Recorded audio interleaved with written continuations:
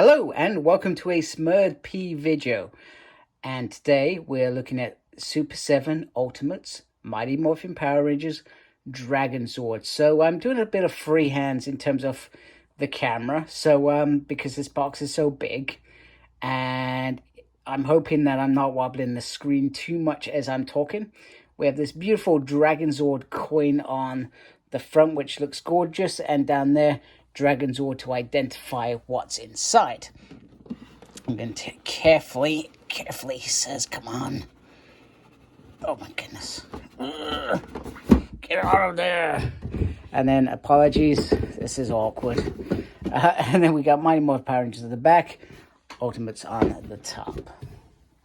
So, no fancy box on the outside. So, Super7 have done away with that. And quite simply, here is the Dragonzord. And it doesn't have as many hands by the looks of it, like the T-Rex. But it is an old big packaging. Go right around, nice lightning effects there. And on the back, Dragonzord. Now, just going to take it down here. You can pause that if you would like to read that synthesis right there. Let me open this up so we can have a closer look inside.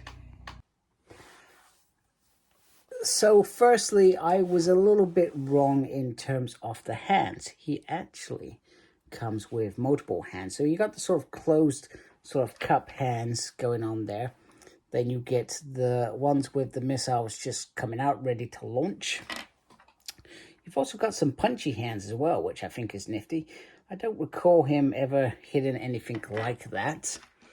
And then also you have the rocket launchers, which is probably most favors. And gotta say, it looks like they've done this bit better than they have on the Hasbro one, which I will show him alongside. Now, this Dragonzord is pretty much for display only in Dragonzord mode. That's all he is good for. He does not transform. He does not have that ability. This is all about him looking amazing. And at some point, if Super7 get back to A regular schedule in terms of releases, and B, perhaps back on track, because they recently, in Wave 4, I'm going to say, they had to cancel Madame Woe, which was a real disappointment. So clearly the amount of sales they were expecting compared to the cost they expected must have been tremendous. But Madame Woe was, and bear in mind, I hadn't actually pre-ordered at that point. I still don't think I pre-ordered. I can't remember. That would have been one of the highlights of that wave. Madame Woe. Wow. Hot damn, that is one awesome looking figure. So very disappointing from that perspective. So I'm hoping they get it together. I'm hoping also they've addressed some of the concerns that were raised around Wave 1 in terms of breakages. That is going to be my biggest concern when reviewing these. After Wave 1, I no longer intended to keep these. It's it's one of the things that I will purchase, review, and sell on. That's what Super7 means to me now. I'm no longer interested in keeping these, no matter how good they look. In Goldar looked really, really good, but that wing concern was a nightmare. So, and I'm sorry, I've sort of digressed and gone on a whinge fest there. So, the body looks very, very cool and very, very nice in terms of detail, as you would expect from Super7. I expect nothing less from them in terms of what they deliver, in terms of how things look, the details on there, all the way through. They just look phenomenal, you know. And it does, if they were to make a real Megazord, I'm not sure whether they would get the license for that, but if they were to make a real Megazord, I would imagine they could potentially make something absolutely fabulous. You've even got the tail here, etc., which looks great. Now, one of the things that is going to be a letdown for any collector is articulation. We know that. It's sort of a given that Super7s aren't the most articulated figures or collectibles. And that's why we should look at them as more of collectibles models rather than Hasbro's articulation sort of thing, you know. And as much sometimes we gripe about Hasbro, they do articulation really well. We can't argue with that. There are probably some out there that do things even better. I don't know who they are, but, you know, I'm sure somebody will tell me. So the mouth can open up and down, which I think is very, very nice. And those teeth in there do look very, very cool. The arms were probably my biggest disappointment. Because there's no movement here, it actually restricts the arms even worse than ever, you know. You're sort of, I mean, you can move the hand around, etc., like normal. But yeah, that's got to be the biggest letdown. Now, there's some really nice movement on the sort of waist, so you can spin this around. You can sort of lean it down as well, so you can get that into a nice, decent pose, etc. So there is some movement there. The legs also, some nice little movement going on there. It's not perfect, but it is a bulky figure as well. There's even a swivel on the knee there, and then lots of nice articulation on the feet as well. So there's some beautiful articulation in terms of that. You can really get this figure into some nice poses. Now, I mean, you can move the tail around, etc. You can bring that up a little bit. So it is quite doable that you can, once again, get this figure into some really nice poses. Okay, so the first set of hands that I changed actually did not go wrong, and they felt like they popped out a little bit nicer.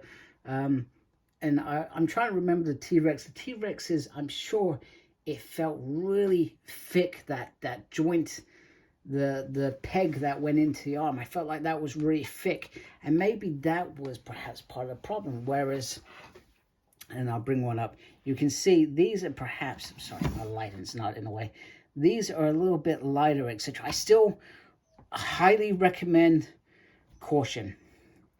Caution with a capital C. Do that cautionary bit. But so far, so good. And, you know, I've got these out like that, and it looks absolutely gorgeous. I absolutely love how these are firing out. They're really, really nice. I know I've moaned about the articulation, and that can't be avoided. But I feel like if you get this in the right pose, you can be very, very happy. Now, also, it comes with a dragon coin. The Z on the back. Zoo Rangers. It is Zoo Rangers, isn't it? I can't remember. And that looks very, very nice. So if you are interested in a coin, this may be perhaps a way to buy this coin. Now, I have no idea if this will go into Legacy Morphers or even Lightning Collection Morphers.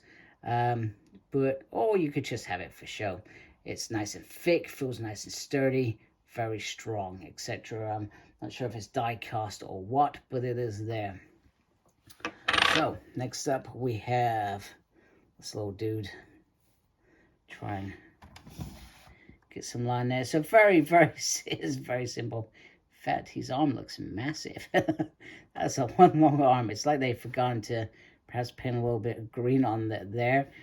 Just because that is a one big glove there. But he is playing a flute, etc. You know, he does have the gold shield on there. And that is pretty cool. And you can just carefully, if you just slot that on there. I did try and put him up here because I'm sure in the show he was, but I feel like there's too much for an imbalance, and he will fall down. Okay, so I have had further success in terms of the hands, and that was my biggest worry about this figure, was the hands.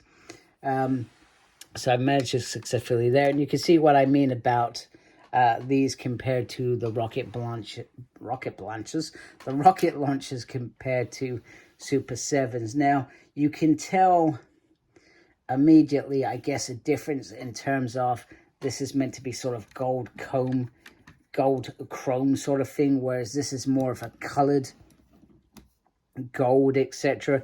And the difference in terms of it, I mean, it's probably a lot easier to paint this as a sort of a mini statue, I guess, compared to what they had to do with this. I mean, in terms of the engineering to create those various different modes with the Megazord, etc. You know, that takes a lot of time, and as part of that, perhaps, and I'm not saying that this is bad deco. I mean, it still looks fantastic all the way through, although I do apologize. I probably should have dusted mine a bit better. You could simply use this as a standalone Dragonzord. I mean, it's not much smaller, and you can imagine the little Megazord we're going to get in, I think it's the next wave we get a Megazord. It's going to be just slightly bigger, and perhaps you could use those two and then mess around with this as much as you want. That's the way that sometimes I feel about this Dragonzord, is I get to enjoy transforming him and stuff. So that's the way that I look at the Super 7. But I wanted to put them next to each other so you can sort of see in terms of the size, etc. And then obviously you've got the tails, massive comparison, lots of articulation on this as such compared to this. This does have some nice little articulation still. I still appreciate that. I forgot to show that. You can spin that piece down there. So just for notice, etc. So here he is with those final missile hands as well, which look very nice. So I hope you don't mind. I hope I don't disappoint you. I'm not going to risk putting those final hands on there, knowing that I'm literally going to be trying to sell this off later this evening. I'm not going to mess around. But yeah, this is a nice little Dragonzord. The articulation is the biggest drawback, but it's Super 7 have made some improvements in terms of certain attachments that haven't scared me. Because that whole first wave scared every time I changed something. Every time. And that's not the way it should be when you are spending this sort of money on there. I got my set from Comics and Cocktails. So they're in the UK. So they probably got these in stock if you're thinking about investing in them.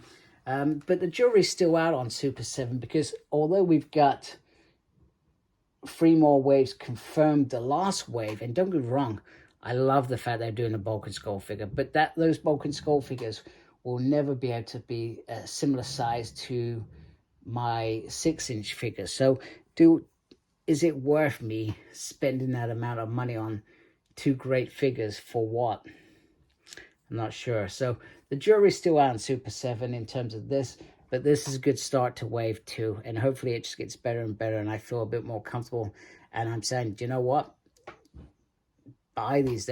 Perhaps they're worth the investment, etc. Especially if Lightning Collection are on this hiatus, whatever they are.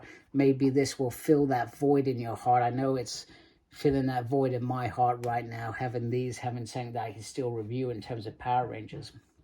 So, hope you like my video. If you've lasted this long, please support me by subscribing. I really appreciate it. Thank you for watching. Thank you to those that are already subscribed. Make sure you look after yourself. Very important these days. And as always, embrace geekiness. Take care. Goodbye.